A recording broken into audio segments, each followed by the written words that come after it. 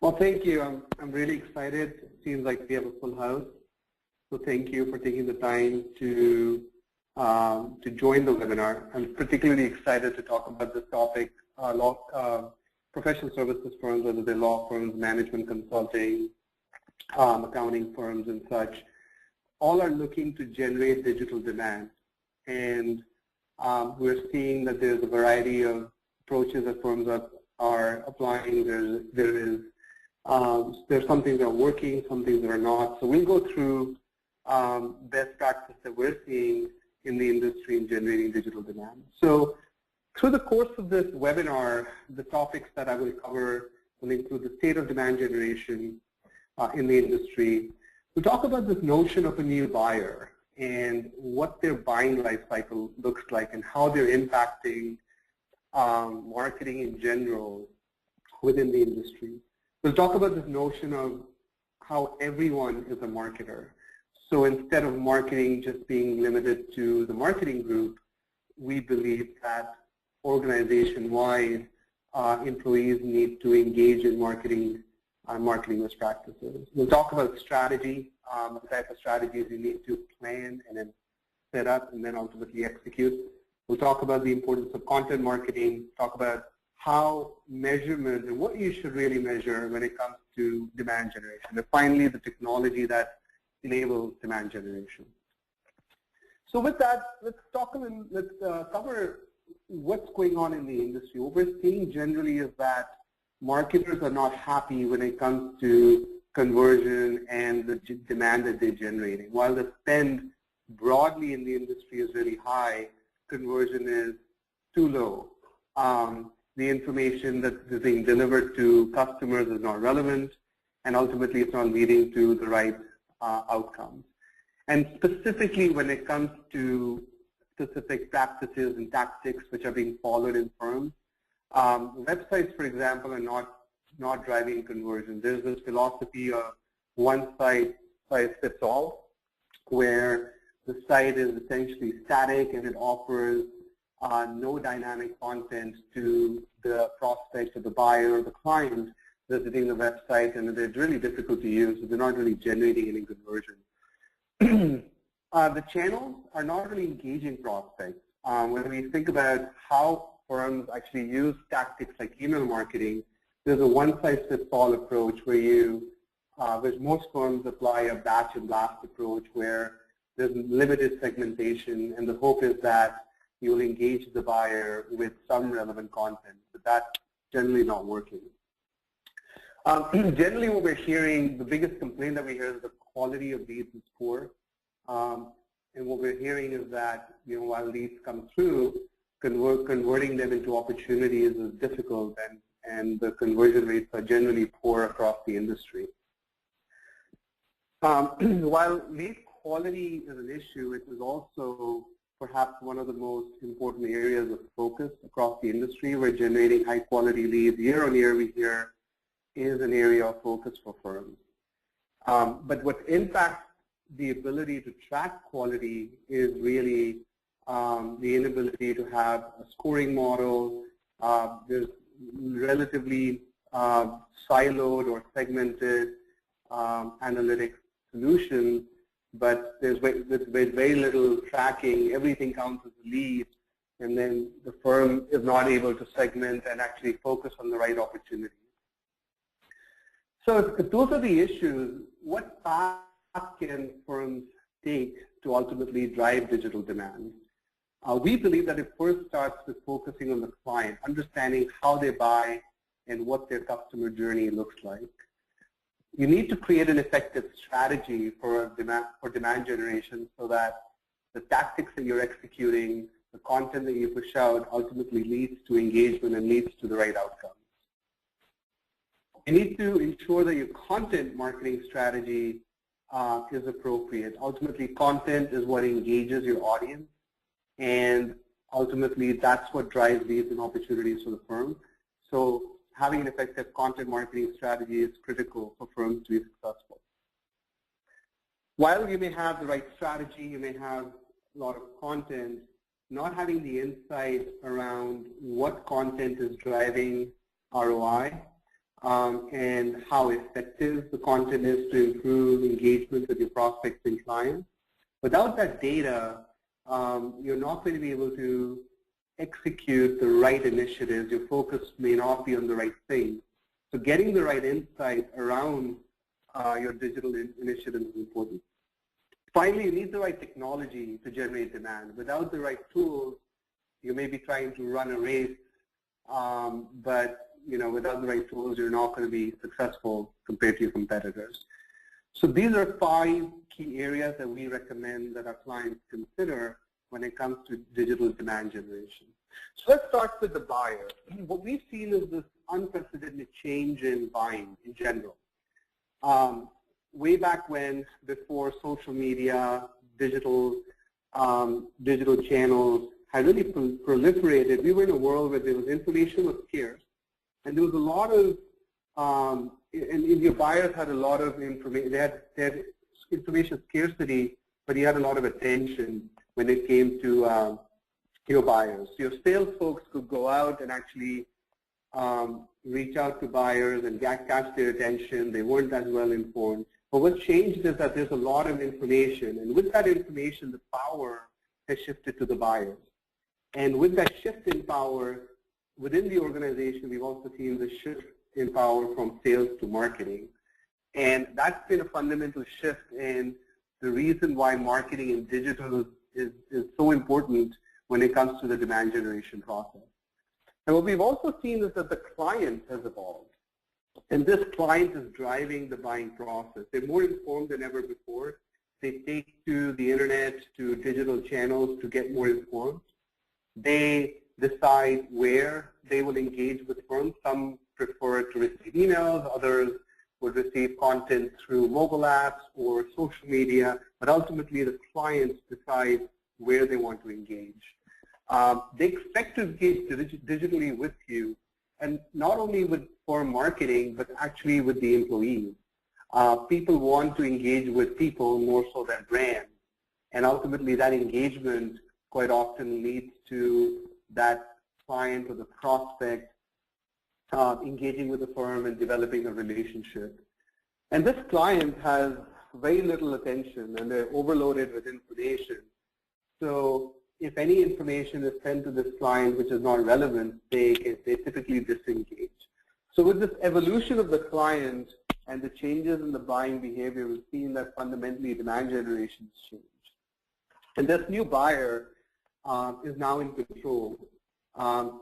10 years ago, the seller was in control. They used to focus to inside sales, outside sales. Now the buyer visits your website, looks at different channels that you offer information from, and starts the buying process quite a way early than they used to. And quite often they're through halfway through the buying life cycle before they even engage with firms or start the buying process. And in this new journey of the client, we're seeing that the old way of selling doesn't really work. There's a gap.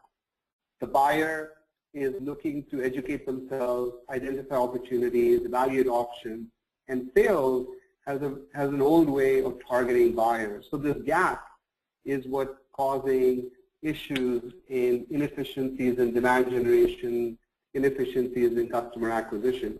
So firms need to really reevaluate how they wrap their processes around the buying journey and shift the focus from selling to really enabling buyers to buy.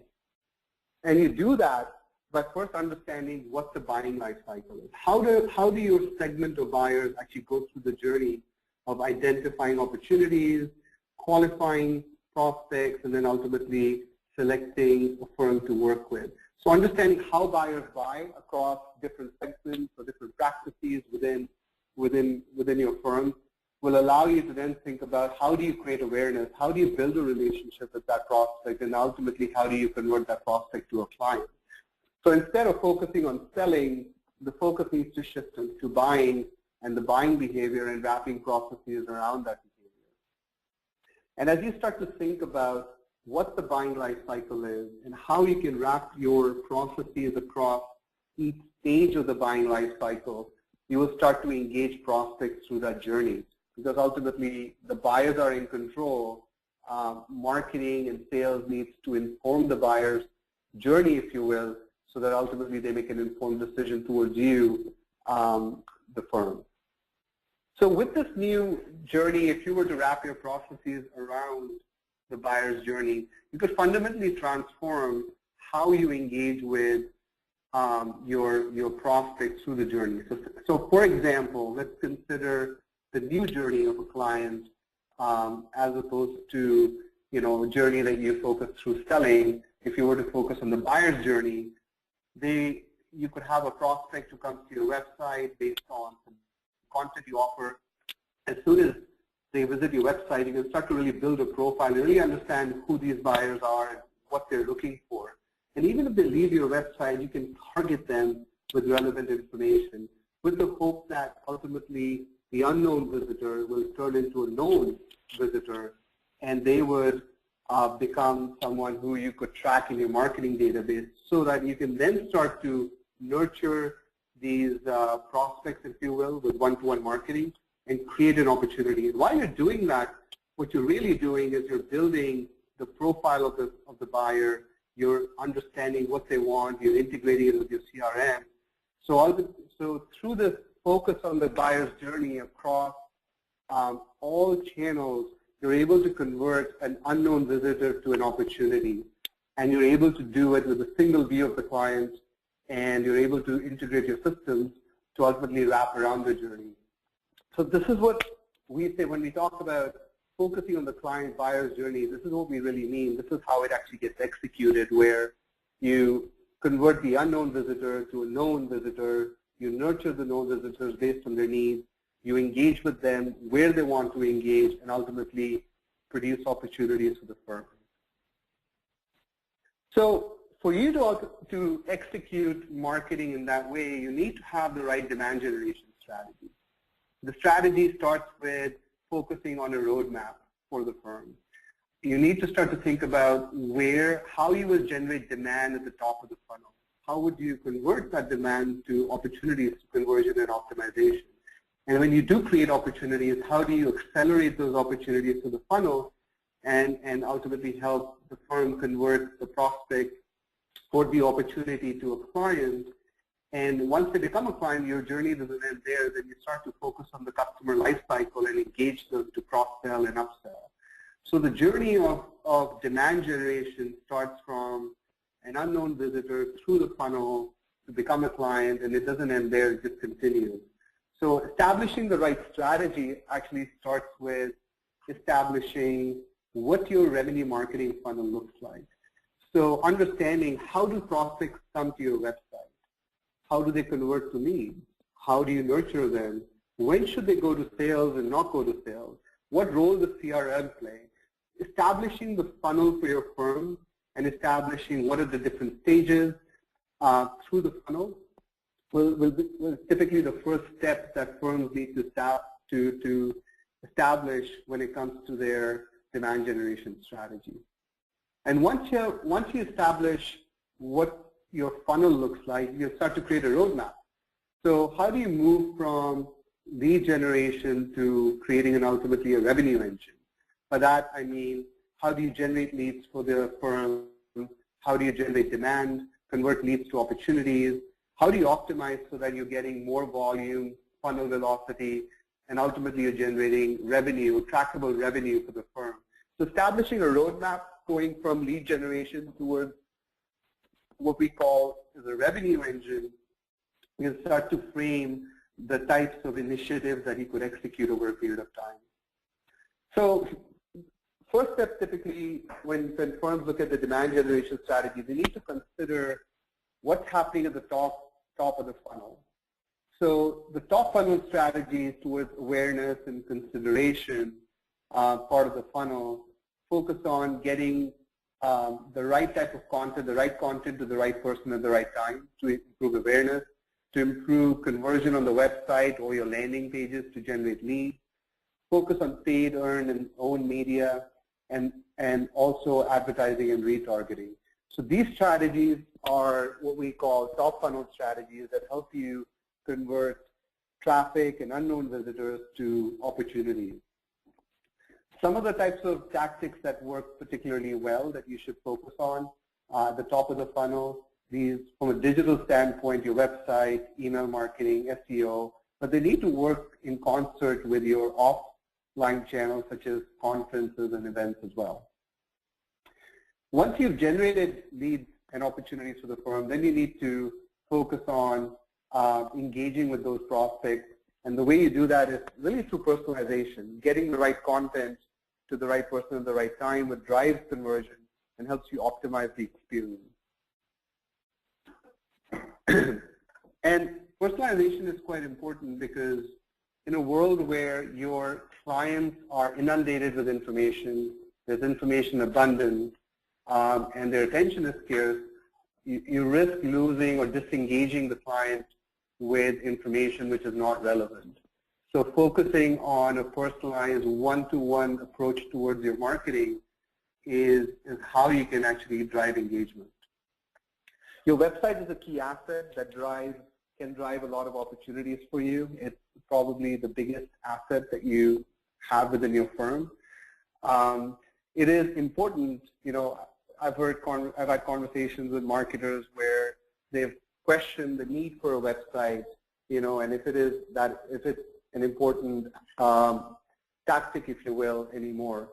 In my opinion, your website really fuels the content experience and is the single largest source of content for your clients and prospects really engage on. They may not come directly to your website, but your social efforts, your email efforts, all ultimately link to this hub, which is a content repository that engages clients. So the importance of the website cannot be overstated. Personalization drives more engagement, more prospects through the journey. And to convert those prospects to leads, you need the right call to action to turn prospects to opportunities. So as you start to create opportunities, then you need to understand how could you move these opportunities through the funnel quickly. A lot of firms focus on lead generation, which is top funnel, but quite often they're not able to accelerate those leads into opportunities through the funnel, and that's where they lose the battle quite often. They have a lot of leads, those leads are not converting to the right types of opportunities, so the temptation then is to give those leads to the business development teams or the practice groups, and what that actually does, it has the opposite effect because those groups believe that those leads are junk. They're not really ready to be sold. So you need to accelerate them through the funnel because most leads are not ready to buy when they come through your website. And the way you do that is to utilize marketing automation and content marketing strategies to improve the quality of the leads and through nurturing. Most organizations who invest in marketing automation solutions, they see that the sales cycle times fall dramatically and they start to see increase in sales. So the importance of marketing automation towards funnel acceleration cannot be overstated. So once your strategy is mapped out at the top of the funnel, middle of the funnel, you really defined what your funnel looks like, you need to focus on your content marketing strategy because ultimately content marketing, your content is what engages the buyer and creates a relationship with the firm. And content marketing is nothing but a value exchange. You deliver something to a client to get something in return, whether it's their attention, their information, perhaps email address, their profile information, what have you. Ultimately, it's a value exchange. That's quite important to understand because there will be certain type of content which you need to give away without perhaps putting a lead generation form in front of it because the value is not substantial enough to ask for information versus perhaps a white paper, which is a significant asset where your clients and prospects will be willing to give information. So understanding this value exchange with all your content will help you understand what content should be used at what stage in the buying journey. And this content has to wrap around the buying journey that we looked at in the previous section. You need to establish what are the different stages in the buyer's journey for your firm? What are the different segments that actually go through the journey? And then how do you target each stage with the right type of content? And as you start to do that, you start to map the right messages to different stages of the journey and start to match expectations of the client. So with this approach, you move away from this one-size-fits-all approach to more of a targeted approach of marketing where you're looking at what buyers want. We're looking at different segments and offering them content and information which actually drives the decision-making process. And the type of content that you can consider can actually be focused at different stages of the buying journey. There's certain type of content that builds trust. There's certain type of content that educates, perhaps is more relevant at the top of the funnel. There's certain type of content that your clients generate for you that you can use to establish trust. There's certain type of content that generates leads for the firm. So establishing what content you'll use at what stage of the journey and how you're going to use that content to actually generate, whether it's generating opportunities or converting or for funnel acceleration, what have you, can establish a strategy for you towards content marketing. One of the other best practices that we recommend is this approach, what we call create once and publish everywhere. Essentially, your content needs to fuel all experiences, whether it's Facebook, Twitter, your website. That same content, you need the ability to create it once and push it through any medium with essentially a click of a button. That approach will allow you to get as much coverage as possible with your content and create more engagement. So if content marketing is important, the other element that's just as important with content marketing is the fact that everyone in the firm is potentially a marketer. And that's a very powerful concept if it's applied effectively. Firm marketing can only push their content out to so many people. But if your colleagues and employees in practice groups are involved in marketing, the network effect of that can be exponential. And the other thing to keep in mind is that your buyers are looking to engage with people. Even us as consumers, we look to engage with people rather than the brand. So understanding that concept and giving your firm employees and colleagues the tools and the techniques to engage with buyers is fundamental, and I think it's going to transform how firms market in the future. So firm marketing is going to essentially be pervasive across the entire firm. The employees are given this, the employees are enabled, and they engage with clients on a one-to-one basis through digital. So they'll need access to content, they'll need access to push that content out, they'll need tools such as marketing automation tools and such, and they'll need to be trained and actually ramped up on these capabilities to be successful. What firm marketing needs to do is to ensure that you are creating you're amplifying the brand of these employees. So think of them, each individual, as a brand. So think about what type of bio pages that you need to create for them. Think about the types of imagery that you need to apply. And take this beyond, obviously, towards enabling them to use Twitter and social media. So really thinking about the brand of each individual, and that collectively all individuals, encompass the brand of the firm, and thinking about marketing as a mechanism where all your colleagues are able to use these tools to engage clients and prospects broadly can help you really create a network effect with anything that you do and generate more opportunities for the firm. Email marketing is fundamental when it comes to mid-funnel strategies where you nurture your prospects through the funnel. Most buyers, when they come to your website, they're not ready to buy. So how do you focus on those buyers? How do you create opportunities which are high-value opportunities for the firm? This is where email marketing and really marketing automation comes into the picture.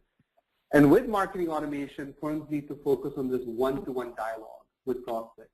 So moving away from spray and pray, where there's a one-size-fits-all approach, focusing on the client journey and targeting content through marketing automation tools across the journey allows firms to actually engage with prospects more, and it leads to lesser disengagement where you're not inundating your buyers with irrelevant information.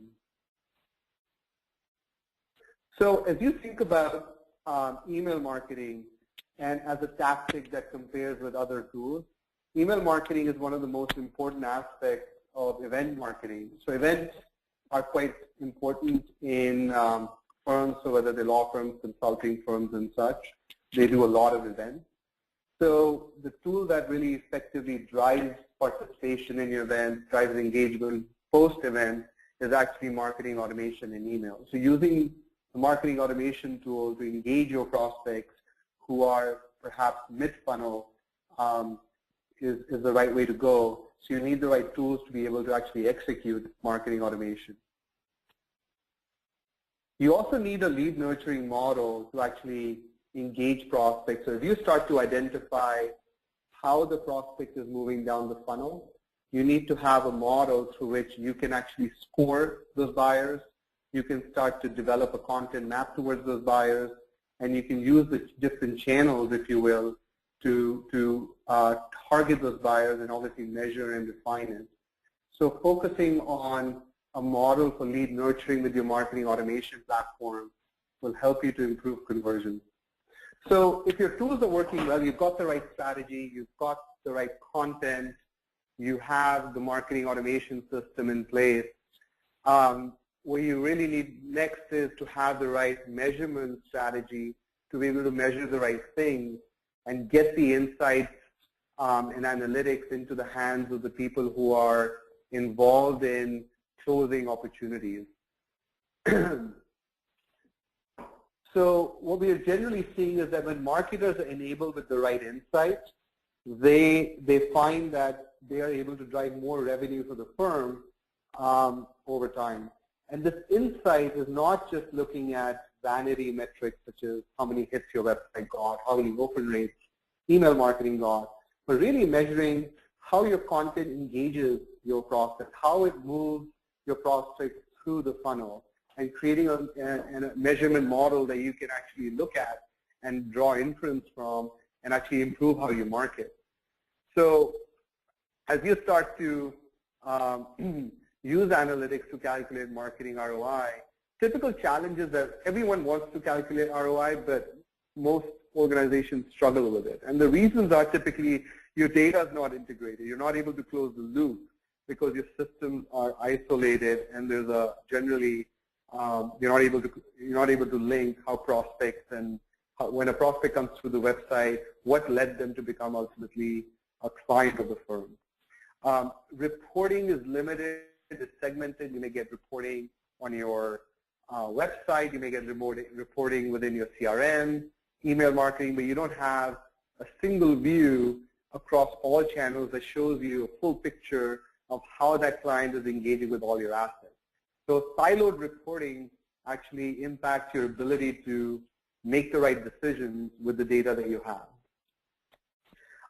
Another area of concern typically is that marketing does not quite understand what influences leads across the pipeline.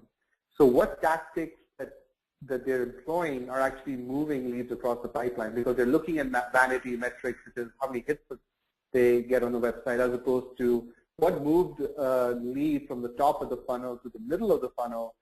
And this really impacts their ability to use the right tactics to actually drive that acceleration through the funnel, for example. So if you have to improve your ROI with marketing, with the analytics tools or the systems that you have, you need to start with defining the insights that you need. You need to establish metrics which are linked across your marketing funnel. You need to start to then map your data sources together so that you can get that single view of the customer across the customer journey. And then you can start to think about what your attribution model looks like so that you can start to then track revenue. And once you start to do that, you can then start to create a reporting framework. So reporting, the key point to understand here is reporting actually comes towards the end. You need a strategy in place up front that can drive the right reporting. And if you don't have all the data integrated, you're not going to be able to get the right reports. So as you start to define the right insights that you need, for example, which campaigns drove the most qualified leads, which campaign drives most amount of engagement, what are the sources of data where your customer is engaging and your data is being stored? Is it the CRM? Is it marketing automation? And what are the metrics that you need to track across the funnel, such as a marketing qualified lead, a sales accepted lead, or a sales qualified lead? So as you start to define these metrics, you can start to then ask yourself, well, which of the campaigns actually worked? What drove cost per lead per channel? What was the total revenue by a particular campaign? What was the ROI that you can associate with a particular campaign? So as you start to pull together these different types of metrics, you can start to ask yourself which are the data sources that actually provide these metrics. And then you can start to map those data sources towards a central system to drive leads. And once all your sources are connected, then you can start to really think about what is the common definition of a lead within the firm? How do you think about a marketing qualified lead, a sales accepted lead? What's an opportunity? So once your data is integrated, you're able to build this framework or a funnel, if you will, and your data can tell you the story of how a lead moves from the top of the funnel all the way through the funnel and becomes a client. So with the right analytics in place, you can truly start to make better decisions, but ultimately you need the right technologies that drive appropriate conversion. So to pick the right technologies, you need to understand what are the technologies that impact conversion. Email marketing, CRM, web analytics, marketing automation, your content marketing platform or your website. These are capabilities that are must-have for marketers to drive conversion. Most firms have CRM, have some sort of email marketing, have a CMS, but we find that in the industry, typically marketing automation is either being just introduced within firms or the adoption is not that great. And that's a great area of opportunity for firms to really accelerate leads and opportunities through the funnel. And your technologies ultimately need to be integrated so that you can orchestrate experiences across any touch point. So if your technologies such as your CMS, marketing automation, analytics, and CRM are integrated, you can get that single view of the customer. You can get that actionable customer profile, and you can draw insights from that profile to understand why and how those customers buy. And then you can use that to optimize all marketing experiences across all touch points, whether it's your website, whether it's mobile, whether it's social, email. Even if you sell content as a consulting firm, it can all be integrated through a single customer experience platform. So connecting your technology provides a lot of benefits. So instead of thinking about all your technologies as disparate silos, thinking about them as a single ecosystem, which is your customer experience platform that allows you to drive engagement and conversion, will help you to improve how you use these technologies to drive demand within your firm. And these technologies actually work across the funnel. So what you see here is the customer life cycle, where at the top of the funnel you use strategies to drive leads. You have your website and the CMS working towards driving opportunities, and then your systems such as the marketing automation and CRM work towards the middle of the funnel to drive conversions at the bottom of the funnel. So your technologies actually align against the funnel or against the buyer journey to drive conversion. So with that, we've covered a variety of topics, including what type of a strategy you need to apply as a firm, the importance of focusing on the buyer and the buyer's journey, the importance of content and content marketing across the journey, and the ability to take content and push it across any touch point to drive conversion. And the importance of actually having the right measurement framework, if you will, to drive conversion and drive opportunities. And finally, the right technologies that can help you that can allow you to really compete, because without these technologies, you're not going to be enabled to actually drive a lot of these strategies. So with that, we've covered the strategies that we believe that firms need to consider to drive demand.